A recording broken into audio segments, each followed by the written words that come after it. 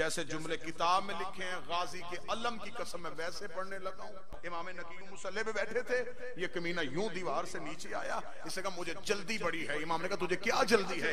جہاں امام بیٹھے تھے اس نے یہاں سے پکڑ کے کھڑا کیا۔ اس نے امام کو کھڑا کر کے کہا، حاکم نے کہا جس حالت میں ہے اس حالت میں لے کے آ۔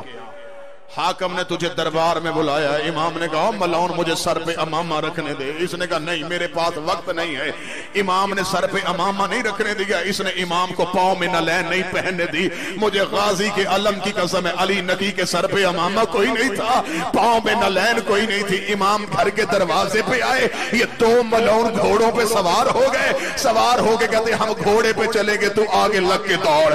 جب انہوں نے کہا امام نقی کو دوڑنے کا کہا، تیسری گلی کا موڑ آیا تھا، زہرا کا بیٹا گر گیا۔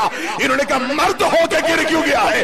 امام نے کہا مجھے وقت یاد آ گیا ہے، اور مجھے تھوڑی دیر رونے دو، اور میں تو بطول کا بیٹا ہوں۔ میرا سلام حسین کی بیٹی پہ جو باپ کے قاتل کے گھوڑے کے ساتھ شام تک دوڑ دوڑ کے کہتی رہی عباس سکینہ تھک گئی۔